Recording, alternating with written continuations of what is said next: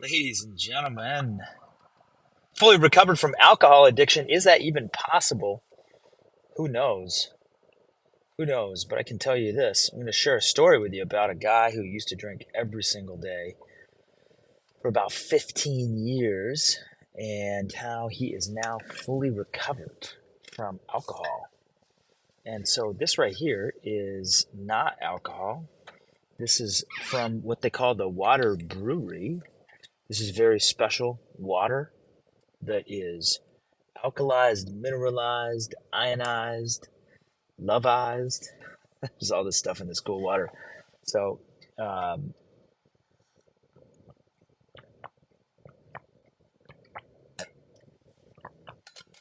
the crazy thing is that I would have to go from job to job to job, trying to make a few bucks, 1, 2, 3 months at a time, just to survive, pay some bills, get some people off my back, tell a story. The storytelling part was huge. So people who deal with alcohol addiction can have some pretty tough situations going on. There's a guy right here in the road holding up a sign. Nowadays there's a lot more fentanyl in the system than there is just alcohol. But alcohol is tricky. Alcohol is available all over the place. Many people use it as a depressant, but they don't know it. And they think that it loosens them up. They think it lets them talk more. They think that it is a they think that it is more beneficial to their lives than harmful. It's tricky. It's a tricky dance. Alcohol abuse is rampant in families. It's rampant in societies. It's rampant in certain cultures, certain communities, certain work communities. I'm sure someone you know out there is struggling with alcohol. Maybe they just drink a little too much. Maybe they use it as a crutch or as a coping mechanism. Most people use it as a coping mechanism to deal with tough shit. I don't blame them. I was there. And man, I tell you this, one time I used to go every time I would go to work. So I used to work at this job years ago.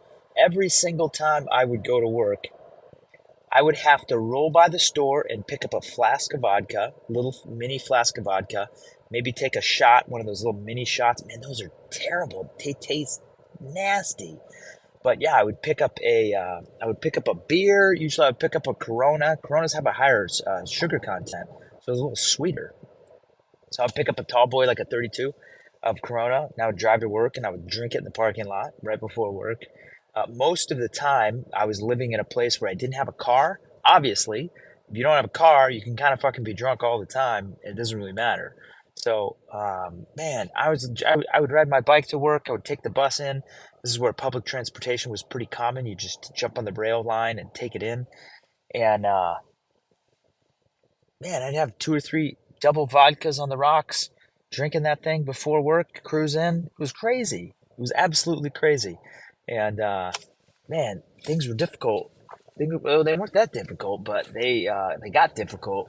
And and I would come in drunk to work, be screwing things up all the time, be messing things up. You'd have to do double work. You'd be making mistakes. Oh man, it was a wreck. It was a wreck. And you'd be offending people every so often. The managers would be all pissed off. You're getting fired from random jobs. It was just wild. It was wild. So anyway, this is a little story about how somebody got recovered from alcohol addiction, severe alcohol dependency, alcohol abuse, and they say that alcohol dependency is when you need to have a blood out. You need to have alcohol in your blood so that you're stable, so your system's stable.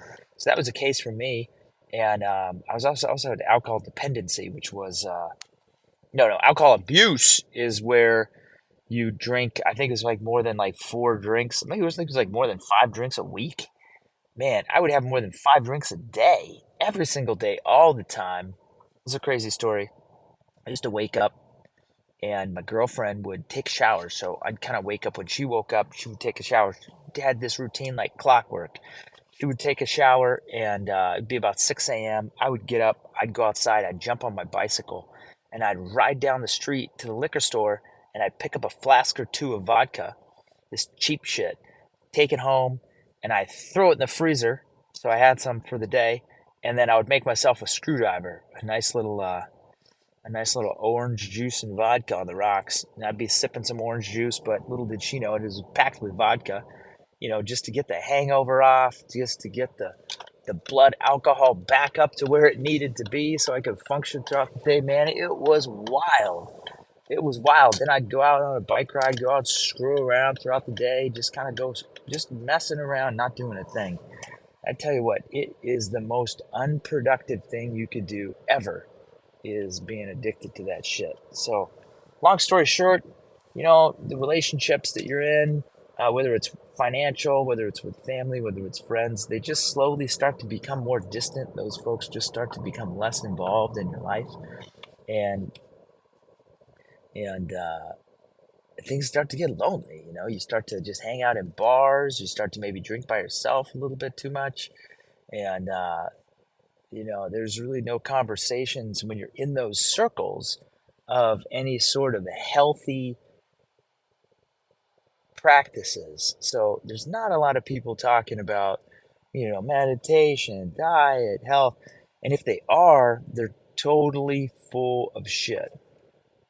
These folks are just completely full of it. And so when you're talking to people who are using drugs and alcohol about health and wellness and living a purposeful, driven life, most of the time they're bullshitting. They're bullshitting you, they're bullshitting themselves, which is fine. Everybody kind of needs to sit around and bullshit, just chat with people. But there's really not a lot of substance. These folks go home, you part ways, and there's really nothing done about this stuff. And so alcohol is a pretty vicious drug, pretty vicious compound, and man, it just fills everybody's lives. They watch it, they listen to it, they go to work. I'm gonna go to work right now. I'm gonna sell a bunch of alcohol to a bunch of people who are coming in to eat at the restaurant. So I work at a restaurant, and a lot of people, they're coming in to have a good time, have a couple drinks. And you can always tell, it's crazy. You can always tell the person who drinks way too much because they have these certain habits, and I can identify them from a mile away. They'll order, for instance, a beer. They'll order a cocktail, a very stiff spirit cocktail on the rocks, or a double, or they'll order a beer and a shot, something like that. Or they'll just be drinking these drinks really quick. And you don't get a ton of people who are doing it, but man, I tell you what, some folks will say, "Oh yeah, just keep them coming," or "I'll take another, and take another." This person had maybe 4 or 5 beers over the course of a dinner, as well as a cocktail, maybe a martini. Those martinis will get the job done quick. That's the nice thing because, anyway, yeah, things slowly start to exit your life, whether it's people, friends, your health, your finances, money. Things start to just leave. They just start to depart, and all of a sudden you're left with nothing, and you're trying to figure out how you got there, what's going on, and how everything works, and it's just a challenging situation. So, if there's anybody out there who's struggling with alcohol addiction, there is a solution. There is hope. There's all sorts of those free 12-step programs. There's all sorts of rehabs that people can go to. There's community organizations that provide support and help. Most of those are based around free 12-step communities. Those provide a good solution for people. There's also a lot of psychedelic, psilocybin-assisted, MDMA-assisted therapies that can be very helpful in moving people through this kind of stuff. You have to take some time. It just takes patience. Your body has to re-regulate. You have to get used to all these new environments, and you really got to train your nervous system, which is difficult because you've been used to, people just numb themselves the entire time, and so their nervous systems aren't trained to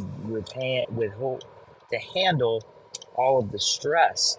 And oftentimes those triggering moments, those stressful moments, may only happen as you kind of get older in your life. They may only happen a few times every 2 or 3 years. And so you're not tested enough to really prove yourself in the arena of repetitions on stressful events. Let's say, for example, a parent dies, or a child, one of your children dies. That's a great excuse to want to have a coping mechanism that's instant and that works and is readily available. That's perfect. Alcohol is perfect for that. And so if you don't have these repetitious cycles of these things happening in your life, and when they do happen, then all of the sudden you are out there and you're trying to figure shit out. You're trying to figure out what happened, and next thing you know, you've been drinking for 2.5 weeks. You called in late to work. You maybe missed some appointments. You pissed off some people. Maybe you got into some trouble with the law. Maybe you got into some trouble drinking and driving, or got into some physical altercations. It happens a lot. These things can happen, and they're cyclical, right? Just like the moon phases, everything like that. These things are cyclical, and it happens, it comes up, and you never know what hit you. And there's not a lot of resources. Your only coping mechanism is something that you've known how to do easily. It's readily available. You go get some drinks, and you try and figure life out. And there's nothing wrong with that. The problem is it's not sustainable. It's wildly unhealthy. Socially, it's unhealthy. Financially, it's unhealthy. Physically, it's unhealthy. Emotionally, I already said emotionally, I think, but from a spiritual perspective, it's a wreck. It's a very, very low vibrational activity. And when you're just kind of in that numbed state, you attract other people who are in that state as well. And so, yeah, people get hooked on alcohol all the time. It takes them years and years and years. And it's a slow drip. It's a slow poison. They've got it dosed out so well. You go to the grocery stores and things like that. There's not a lot of variance in the dose. So you can really learn how to dose yourself in a manner that is somewhat sustainable or somewhat manageable. And you don't really realize that you're just completely slipping away. And next thing you know, you're in deep shit. And so it can be pretty tricky out there. It takes a lot of time. It takes a lot of effort. And if anybody out there ever needs any help, send somebody a message. You can Google some things, how to get help. There's a lot of resources, a lot of great free resources out there that are confidential, that are private, that can help people with these issues. And so, yeah, that's it. I'd highly encourage people to take a look at that and do that. So, but yeah, this is, and so that's it. So I hope you're well.